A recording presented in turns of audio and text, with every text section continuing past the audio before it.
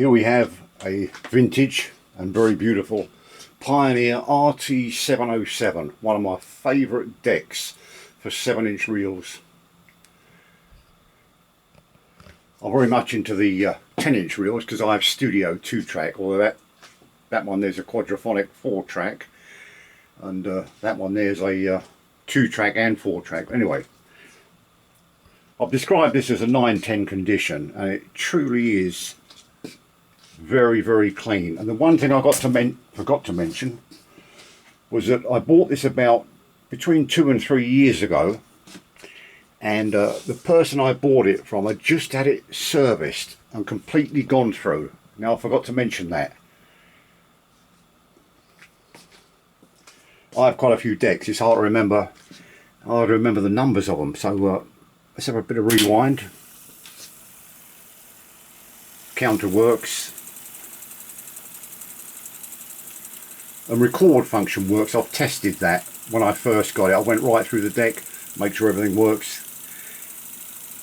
Now you're probably wondering why I've got the 4-track reel on the right side. Well, this one is a one-side play which tails out.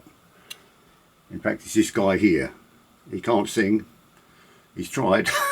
But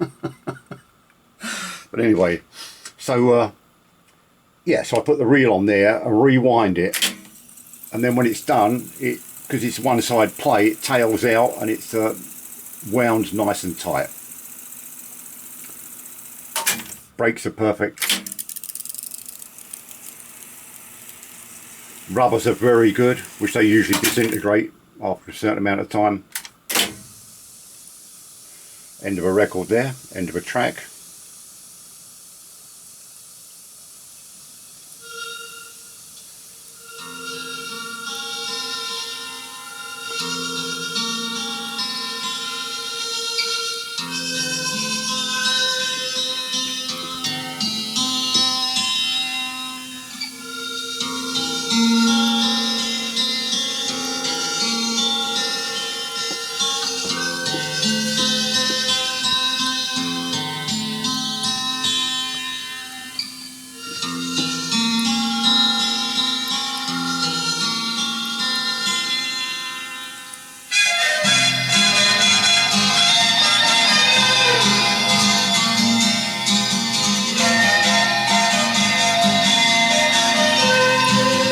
And the heads on this have had hardly any use.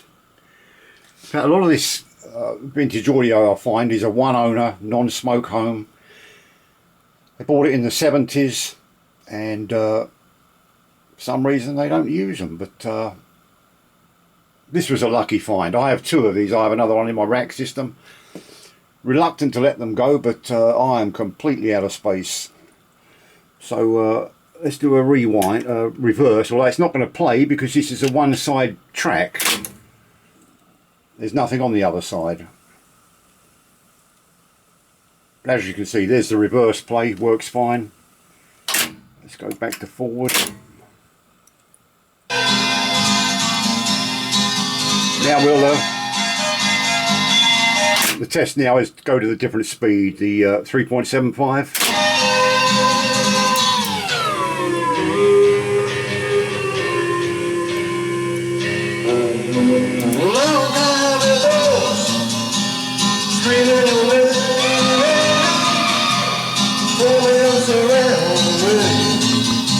They'll think I'm insane.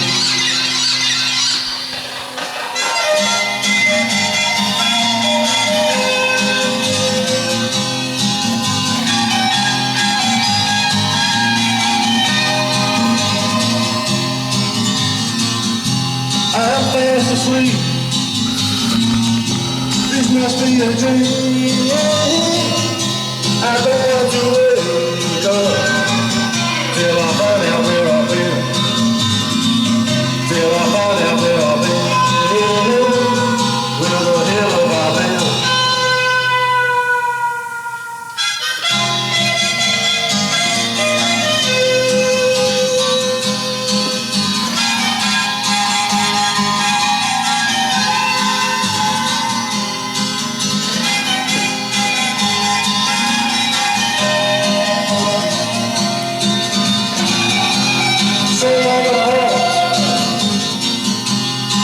picture still exists, yeah, yeah. Strange kind of love we had, strange kind of twist.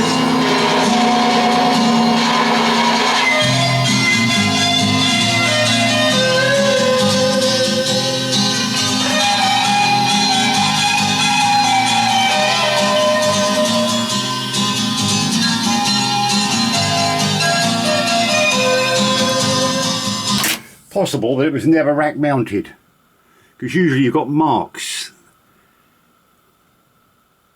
and there aren't any, and I never rack mounted it. I would have done if I'd have had the space, but then I have nylon washers that go over the bolt which protects it, so let's run this off here.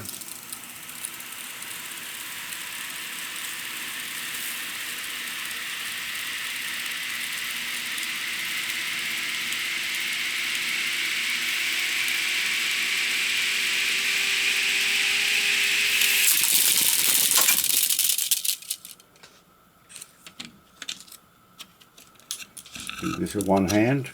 Just want to take a real close look at the face here.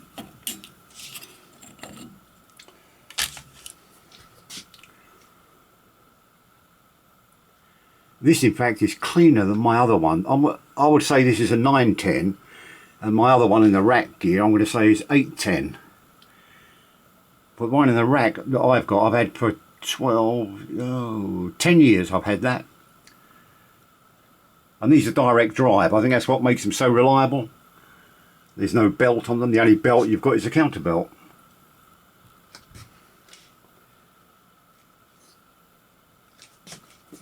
Lovely piece. Reluctant to part with it, really. They just don't come along. Well, the last one I had of these was 12 years ago, the one I kept. So, there's the pinch roller rubbers, all real nice. Nothing brittle, no breaks or nothing.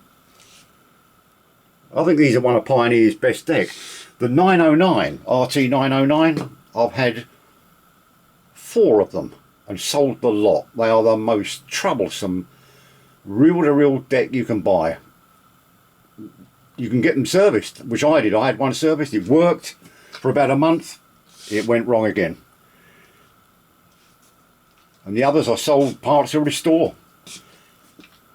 They're nowhere near as reliable as a TAC. The RT-707 looks nice, probably one of the best looking decks when you rack mount it.